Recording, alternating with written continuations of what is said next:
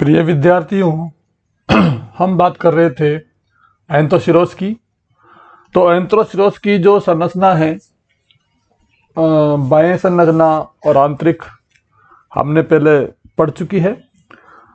अब हम बात करते हैं एंथोसिरोस के पाठ द्वितीय के तहत उसके जनन के बारे में, यानी रिप्रोडक्शन, परिपक्व पुंदानी की संरचना, मैच्योर एंथ्रेडियम की स्ट्रक्चर, परिपक्व स्त्रीदानी की संरचना, structure of mature archegonium, fertilisation यानी निषेचन, परिपक्व बीजाणुविद की संरचना, structure of sporophyte, mature sporophyte. ये टॉपिक हम इस वीडियो के माध्यम से पढ़ेंगे। तो आइए हम बात करते हैं जनन के बारे में। जैसा कि अब तक हम पढ़ते आए हैं, ब्रायोफाइट्स में दो प्रकार से जनन पाया जाता है, vegetative reproduction and sexual reproduction, कायिक जनन और लैंगिक जनन। इसमें कायिक जनन में पहला मेथड है खंडन के द्वारा, फ्रेगमेंटेशन, यानी परिपक्व थैलस का पश्च भाग धीरे धीरे सड़ने लगता है और जब ये प्रक्रिया जो इसका द्विभाजन क्षेत्र है वहां तक पहुंचती है तो जो थैलस की जो लोब्स हैं वो अलग अलग हो जाती हैं और ईच लोब, प्रत्येक पाली एक नए थैलस का निर्माण करती है। उस तरह से इसमें ये चीज पाई जाती है। The cells in the basal older portion of the thallus die and disorganize when the progressive decay and death of cells reach the branching region, the thallus lobes become separated. Each separated lobe by continuous apical growth grow into a new thallus. इस तरह से एक जो lobe है वह नए thallus का निर्माण यहाँ पे करती है। दूसरा मेथड है जेमी के द्वारा, बाइजेमी। कई सारी जातियों के नाम बताना चाहूंगा मैं यहाँ पे। एंथोसिरोस ग्लैंडुलोसस, यहाँ देखो लिखा हुआ है, एंथोसिरोस फार्मोसी। ये जो जातियां हैं इनकी थैलस की अपाक्ष सतह यानी डोर्सल व्यू पर अनेक जेमी नामक स्ट्रक्चर पाई जाती हैं। ये सवृंत संरचनाएं होती है तथा अपने जो मदर थैलस है उससे अलग होने के पश्चात ये नए थैलस का निर्माण करती है। तो ये दूसरा मेथड है जेमी के द्वारा। तीसरा है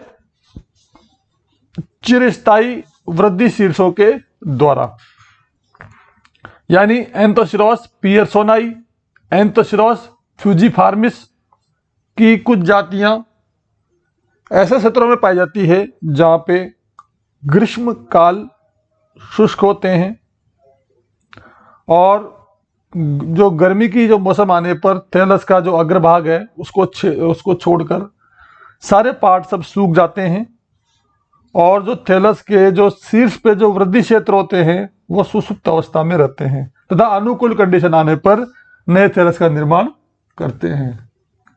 तो ये हुआ इसमें अलग मेथड इसका कायिक जनन का। कायिक जनन का एक और मेथड है बाय ट्यूबर्स, ट्यूबर के द्वारा।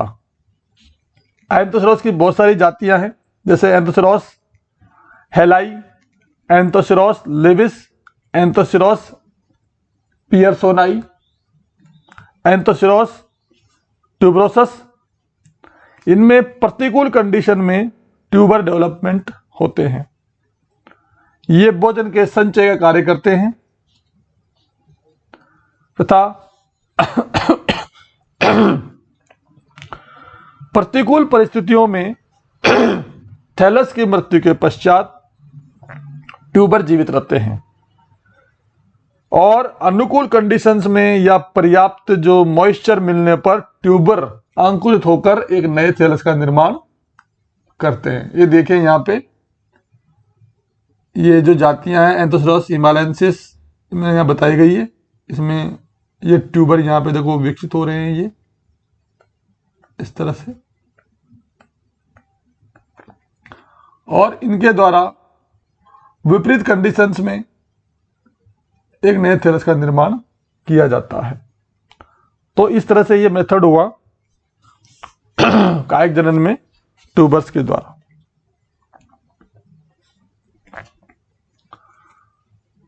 अब हम बात करते हैं सेक्सुअल रिप्रोडक्शन की। एंथोसेरोस की जो जातियां हैं वो जातियां सारी मोनोसियस होती है या उभयलिंगाश्रयी होती हैं। कुछ जातियां डायोसियस भी होती हैं, जैसे एंथोसेरोस लेविस, एंथोसेरोस हेलाई और इरेक्टस। अब हम बात करते हैं परिपक्व पुंदानी की। पुंदानियों का निर्माण कोष्ठकों में एकल अथवा समूह में होता है, जबकि स्त्रीदानियां थैलस की अपाक सतह पर अलग अलग विकसित होती हैं। ये जो पुंदानियां हैं ये सब एक गुच्छे में या एकल या समूह में डेवलप। देखो यहाँ पे दिखाई दे रहा है, यहाँ पे एक कोष्ठक पुंदानी चैम्बर के अंदर दो पुंदानी यहाँ पे दिखाई दे रही हैं। पुंदानी की संरचना गोल व अंडाकार या गदाकार संरचना होती है। इसका जो व्रंत है, जो नीचे वाला यहाँ पे ये स्टॉक है, ये देखिए आप यहाँ पे व्रंत, ये 4 पंक्तियों का बना होता है। पुंदानी के चारों ओर लंबी कोशिकाओं का निर्मित एक जैकेट होता है। देखो यहाँ पे ये जैकेट है, जैकेट लेयर दिखा रखा है यहाँ पे ऊपर। तो ये दीर्घित कोशिकाएं हैं, इनमें लाल व नारंगी रंग के वर्णक पाए जाते हैं। पुंदानी में अनेक द्विकशाभिक पुमड़ू पाए जाते हैं, एंथ्रोजॉइड्स। ये देखिए यहाँ पे ये इनके द्विकशाभिकाएं हैं और ये एंथ्रोजॉइड्स हैं, बाइफ्लैजेलेटेड एंथ्रोजॉइड्स। ये पूरी तरह से ये यंग एंथ्रीडियम में यहाँ पे दिखाई गई है, और यहाँ पे जो ये है ये मैच्योर एंथ्रीडियम की संरचना है।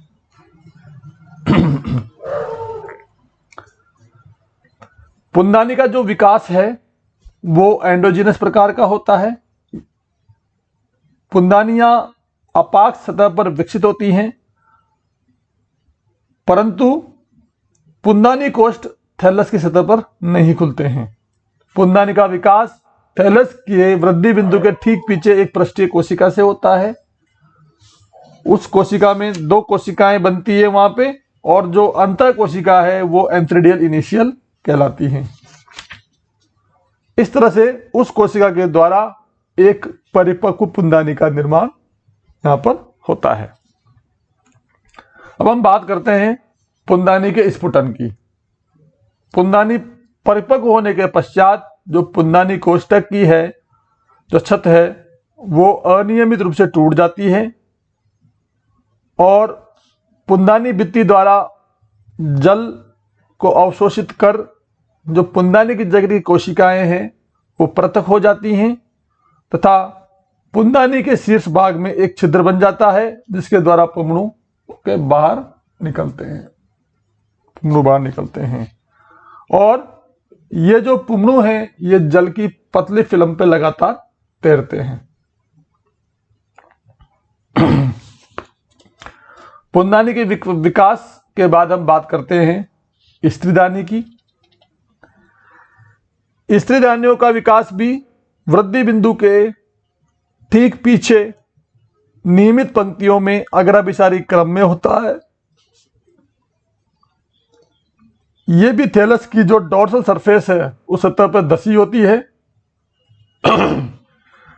6 उदग्र पंक्तियों में यह निर्मित होती है ग्रीवा, यानी जो ये ग्रीवा है यहां से लेके यहां तक ग्रीवा, इस तरह की 6 खड़ी हुई पंक्तियां हैं यहां पर, यानी 6 खड़ी हुई पंक्तियों में ग्रीवा बनती है, और इसके अंदर 4 से 6 नेक कैनाल सेल्स पाई जाती हैं। ये देखिए आप यहाँ पे 4 से 6 यहाँ पे नेक कैनाल सेल NCC नेक कैनाल सेल यहाँ पर पाई जाती है। ग्रीवा के जो शीर्ष पे, दूरस्थ छोर पे या डिस्टल एंड पे 4 कवर सेल्स का आवरण यहाँ पे पाया जाता है। आवरण कोशिकाएं थैलस की अपाक्ष सतह पर थोड़ी उभरी हुई होती है। यहाँ पर जो है ये कवर सेल्स है और इनके चारों ओर एक श्लेष्मीय पदार्थ पाया जाता है।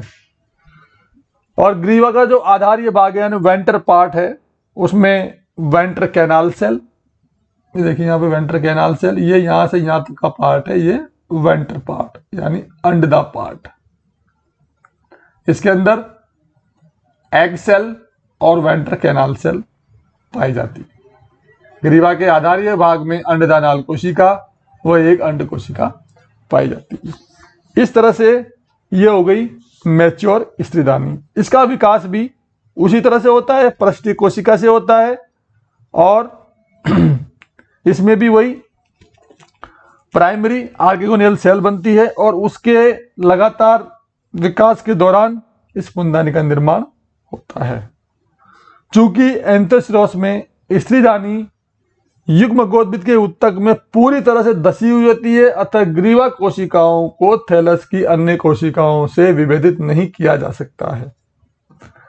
इस तरह से ये थैलस की इसकी स्त्रीदानी की संरचना है। अब हम बात करते हैं निषेचन की।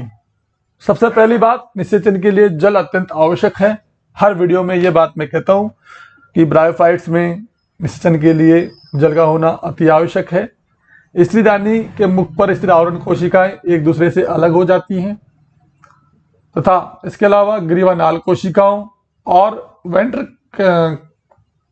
कैनाल सेल्स के लिए भी जल आवश्यक होता है। इनके विघटन से श्लेष्मीय पदार्थ बनता है और थैलस के अपाक्ष खांच पर ओस या वर्षा की जल पतली परत होती है। पुंगनु जल में तैरते हुए पुंदानी से स्त्रीदानी के मुख तक पहुंचते हैं और केवल एक ही जो एंथ्रोजोइड्स है वो एग सेल से फ्यूज होकर निषिक्तांड का निर्माण करता है, यहाँ पे oospore का निर्माण करता है। अब हम बात करते हैं थैलस के ऊपर निर्माण जो होता है स्पोरोफाइट का, क्योंकि ब्रायोफाइट्स में जो स्पोरोफाइट है वो थैलस के ऊपर आश्रित रहता है। थैलस गैमेटोफिटिक फेज है और इसके ऊपर जो स्पोरोफोटिक पीढ़ी है वो आश्रित रहती है। थैलस का विकास थोड़ा सा बता दूं मैं 2-4 लाइनों में।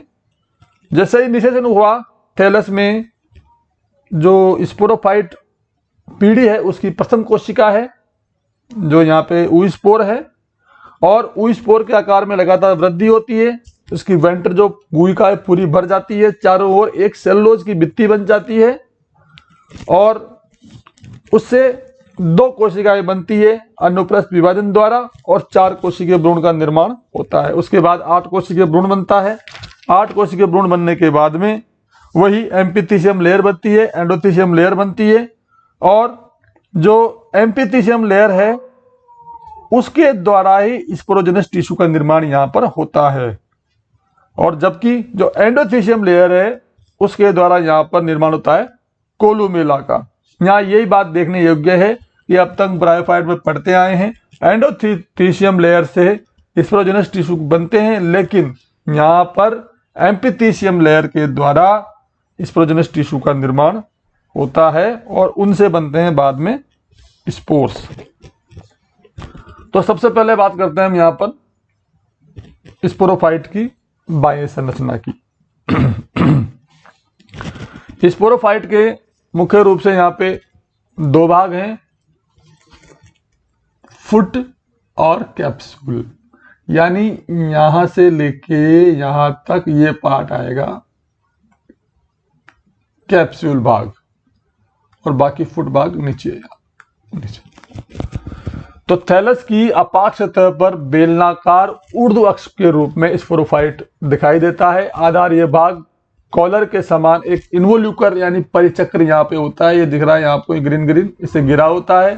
शिशु अवस्था में ये जो स्पोरोफाइट है वो ग्रीन कलर का होता है, लेकिन मैच्योर कंडीशन में काले रंग में परिवर्तित होता है। इसके दो भाग मैंने पहले बताए हैं, फुट व कैप्सूल। फुट की बात करें हम तो आधार ये कंदिल भाग होता है, थैलस में पूर्ण रूप से दसा हुआ होता है यहां से यहां तक। कैप्सूल है ये प्रमुख भाग है स्पोरोफाइट का, थैलस की सतह पर सिंग के रूप में डेवलप होता है। इसकी लंबाई 2 से 3 सेंटीमीटर होती है, परंतु कुछ जातियों में ये 5 से 15 सेंटीमीटर तक लंबे पाए जाते हैं, इसलिए हम इनको कहते हैं हॉर्नवल्ट। हॉर्नवल्ट इनको नाम दिया गया है इन मेंबर्स को। बीजाणुबुद्ध की आंतरिक संरचना, इसमें हम बात करते हैं, पहले फुट की बात करते हैं। ये बीजाणु का आधार ये कंदिल भाग होता है, पेरेन्काइमेटस कोशिकाओं का बना होता है, और जो पेरेन्काइमेटस कोशिकाएं हैं वो युग्मकोशित ऊतक के अंतरा कोशिका अवकाश से चूसकांक की संरचनाएं बनाती हैं। ये देखिए आप यहाँ पे, ये पूरा जो एरिया है ये फुट एरिया है, और यहाँ पे ये है इन्वोल्यूकर जिसके हम परिचक्र की बात कर रहे थे। ये है इन्वोल्यूकर, यहां से यहां तक पूरा फुट क्षेत्र है। यहाँ पे विभज्योतिकी क्षेत्र मेरिस्टेमेटिक रीजन पाया जाता है, जहां पे कोशिकाओं की लगातार वृद्धि होती रहती है, वो यहाँ पर पाया जाता है। अब हम बात करते हैं आगे कैप्सूल की। कैप्सूल की जो संरचना है अत्यंत जटिल होती है। सबसे पहले बात करते हैं हम कैप्सूल भित्ति की, कैप्सूल वॉल की। कैप्सूल की भित्ति 4 से 6 पेरेन्काइमा लेयर्स की बनी होती है। सबसे बाहरी स्तर होती है इसका एपिडर्मिस। ये देखिए यहाँ पे, अगर मैं इसको यहाँ पे ये वाला जो पार है ये एपिडर्मिस, एपिडर्मिस पार्ट है जो 4 से 6 स्तरों का बना होता है। ये कोशिकाएं उदक रूप से दीर्घित होती हैं। इनकी बाईं सतह पर क्यूटिकल की मोटी परत से ढकी होती है जो मैंने बताई है, और सतह पर रंध्र पाए जाते हैं, और तथा ये जो लेयर है ये यहां तक होती है। इधर भी देखो यहाँ पे, यहां तक कैप्सूल वॉल। बाहरी जो लेयर बता दी मैंने आपको एपिडर्मिस, क्यूटिकल की मोटी परत और रंध्र यहाँ पे पाए जाते हैं। कैप्सूल की जो भित्ति परत है वो अंतरा कोशिका अवकाशों में खुलती है। कैप्सूल की भित्ति कोशिकाओं में क्लोरोप्लास्ट पाए जाते हैं, और ये काम करते हैं प्रकाश संश्लेषण का। इनमें भोजन बनाने की क्षमता होती है। यानी हम कह सकते हैं कि जो एंथोसरस का स्पोरोफाइट है उसमें प्रकाश संश्लेषण द्वारा कार्बनिक भोजन बनाने की क्षमता होती है। जल तथा खनिज पोषण के लिए ये गैमेटोफाइट पर निर्भर रहता है। कैप्सूल के शीर्ष भाग की बाएं त्वचा में 2 से 4 उथली खांचे पाई जाती है। कैप्सूल का स्फुटन इन्हीं खांचों के द्वारा होता है। तो ये हुई संरचना कैप्सूल वॉल की, जो मैंने दिखा दिया आपको। कैप्सूल वॉल को आप इस द्वारा देख लीजिए, यहां से लेके जो ये है ये पूरी है कैप्सूल वॉल। ये कैप्सूल वॉल है, और इधर यहाँ पे ये इन्वोल्यूकर है, यहाँ पे ये फुट है, फुट पार्ट ये रहा, यहाँ पे ये फुट पार्ट है। अगर कलर में चेंज करूँ यहाँ पे यहाँ पे ये है विभज्योतिकी क्षेत्र मेरिस्टेमेटिक जोन, जहां से कोशिकाओं की लगातार वृद्धि होती रहती है, लगातार कोशिकाओं की वृद्धि होती रहती है। दूसरा पार्ट है कैप्सूल का स्पोरोजिनस टिश्यू, यानी बीजाणुजन ऊतक। इस लेयर को देखिए आप, ये लेयर यहां से लेके और यहां तक जो लेयर है यह है बीजाणुजन ऊतक, स्पोरोजिनस टिश्यू की। यह जो टिश्यू है कैप्सूल के आधार से शीर्ष तक एक सिलेंडर के रूप में होता है, तथा जो पार्ट है कोलुमेला का जो अब आएगा उसके ऊपर एक आच्छादन बनाता है। कैप्सूल के आधारीय भाग में जो टिश्यू है, स्पोरोजिनस टिश्यू है, एक स्तरीय आर्च स्पोरियम के रूप में, जो नीचे देखिए आप यहाँ पे, ये है स्पोरोजिनस लेयर, आर्च स्पोरियम टिश्यू के रूप में यहाँ पे पाया जाता है। और ऊपर की ओर देखें तो यहाँ पे होते हैं, इस टिश्यू का होता है विकास, और इससे बनते हैं यहाँ पे स्पोर टेट्राड, बीजाणु चतुष्क व स्यूडो इलेटर। यहाँ पे एक बात देखने योग्य यह है कि एंथोसिरोस में यहाँ पे आभासी इलेटर पाए जाते हैं, एक महत्वपूर्ण सिम्टम है, जबकि क्लास हिपेटिकोप्सिडा में वास्तविक इलेटर पाए जाते हैं। यहाँ पे ये बात देखने योग्य है, यहाँ पे स्पोर टेट्राड पाया जाता है, और तथा एंथोसिरोस के इलेक्ट्रों का एक लाक्षणिक गुण, इनमें स्टूलन बैंडों का अभाव है, यानी थिकनिंग बैंड्स यहाँ पे नहीं पाए जाते हैं। ये देखिए यहाँ पे, ये मैं इलेक्टर बना रहा हूं, यहाँ पे एक इलेक्टर इस तरह का। तो यहाँ पे देखिए कि इन इलेक्टर्स में यहाँ पे थिकनिंग बैंड जो अपने पढ़े थे पहले मार्केंसिया में, इस तरह से ये यहाँ पे नहीं पाए जाते हैं, केवल आभासी इलेक्टर्स यहाँ पे पाए जाते हैं। कुछ जातियां हैं एंथोसिरोस की जिनमें हेलिकल थिकनिंग बैंड्स भी पाए जाते हैं, लेकिन अधिकांश जातियों में आभासी लेटर्स पाए जाते हैं। तीसरा भाग है स्पोरोफाइट का कोलुमेला। कोलुमेला का विकास जो लेयर है एंडोथीसियम के द्वारा होता है। पूरी एंडोथीसियम लेयर कोलुमेला में परिवर्तित हो जाती है। कोलुमेला है, ये केंद्रीय भाग में बंदे कोशिकाओं का एक स्तंभ होता है। अगर कोलुमेला को अपन आइडेंटिफाई करें तो मैं कलर बदलूं यहाँ पे, ये जो पार्ट है यहां से यहां तक का जो बीच वाला पार्ट है, इसे हम कहेंगे कोलुमेला।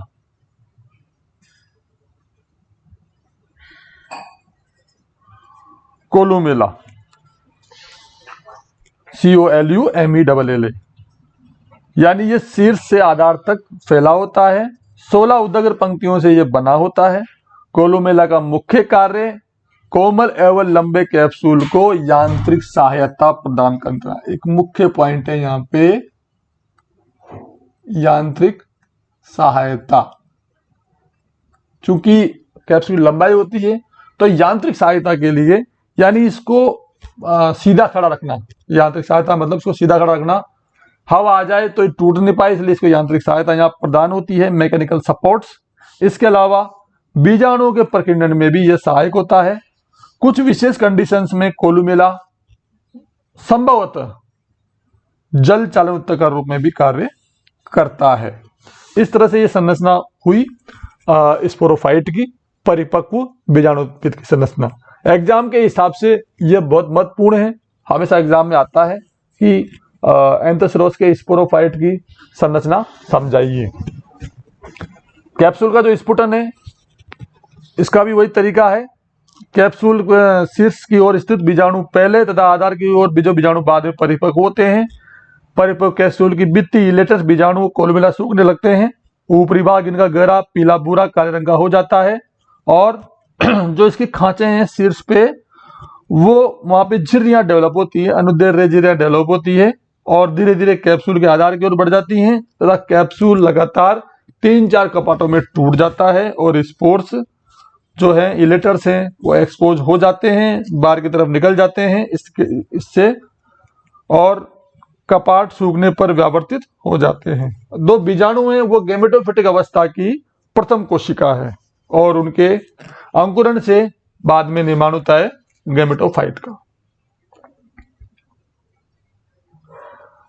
ये लिया गया संरचना है माइक्रो कंपाउंड माइक्रोस्कोप के द्वारा। यहाँ पे देखिए, यहाँ पे कमर दिखाया गया है, यहाँ पे सॉरी सीटा गलत दे दिया, यहाँ पे इसको ना पढ़े। फुट सीटा होता है लेकिन बहुत छोटा होता है, वहां पे इसको इतना ट्रेस नहीं किया जा सकता। और ये यहाँ पे पूरा जो आवरण है, ये कैप्सूल है। सारी इमेज ये ली गई है गूगल के द्वारा, गूगल पिक से लिया गया है। अब एक इसका पीडीए का अंतरण, पीढ़ी एकांतरण देख लेते हैं इसका एक बार। एंथोसिरोस का मैच्योर थैलस आपके सामने यहाँ पे दिखाई दे रहा है, यानी ये इसकी युग्मगोत्भित पीढ़ी एन, और ये ग्रीन थैलस होता है जैसे मैं पहले बता चुका हूं। इसके बाद इसकी डोर्सल सरफेस पर यानी इस जगहों पर सेक्स ऑर्गन बनते हैं, उनके नाम इस प्रकार हैं: स्त्रीदानी, पुंदानी, आर्केगोनियम, एंथ्रेडियम। आर्केगोनियम में होती है एग सेल इनसाइड, और ये बनता है पुमड़ू। यहाँ होता है फिर दोनों जो सेक्स ऑर्गन है परिपक्व होने के बाद यहाँ बनते हैं, होता है फर्टिलाइजेशन, सिनगेमी, और इसके बाद यहाँ बनता है जाइगोट। जाइगोट के बाद 2 सेल्ड एम्ब्रियो। अब यहाँ पे ये है स्पोरोफिटिक जो पीढ़ी है उसकी प्रथम कोशिका है, यहाँ पे ये है 2N। 2 सेल एम्ब्रियो, फिर 4 सेल, फिर 8 सेल, और फिर यहाँ पे बनता है यंग स्पोरोगोनियम। ये इसका एलएस पोर्शन है और ये इसका एलएस इसका अनुदैर्ध्य काट है। और यहां बनती है स्पोर मदर कोशिकाएं, बीजाणु मूत्र मात्र कोशिकाएं। इनमें होता है मियोसिस, अर्धसूत्री विभाजन। तो यहां पर विभाजन के बाद में बनती है 4 कोशिकाएं, ये होती है अगुणित, यानी यहां से और यहां तक जो पीढ़ी होती है ये होती है स्पोरोफिटिक फेज। ये होती है पैरासाइट, यानी युग्मगोत्भित के ऊपर स्पोरोफाइट पीढ़ी आश्रित रहती है। और म्यूसिस होने के बाद में यहां बनते हैं स्पोर टेट्राड। स्पोर एनवायरनमेंट में जाके गुड कंडीशंस पे अंकुरित होते हैं और थैलस का निर्माण करते हैं। यह अवस्था होती है इंडिपेंडेंट, यानी स्वतंत्र अवस्था होती है। इस पूरे वीडियो में मेरे द्वारा इन पुस्तकों का सहारा लिया गया है, जिसमें आरबीडी पब्लिकेशंस अलका की है, रस्तोगी की है, ए text book of botany Satish Kumar, Pragati publication Meerut, botany of degree student bryophyta BR Vashishtha, S चांद एंड कंपनी न्यू दिल्ली। और इमेज जो कंटेंट जो अपलोड किए गए हैं वो गूगल इमेज के द्वारा है, गूगल विकिपीडिया द्वारा है, सब कंटेंट वहां से लिए गए हैं और सबका यहाँ पे रेफरेंस दिया गया है। सभी को धन्यवाद। इस वीडियो के बाद हमारा जो चैप्टर है एंथोसिरोस पूर्ण होता है, फिर भी काफ़ी कुछ कमी रहने की संभावनाएं हैं। आपके सुझाव आमंत्रित हैं कि ताकि वीडियो में जो भी कमियां हैं उनको सुधारा जा सके। सभी का बहुत बहुत धन्यवाद।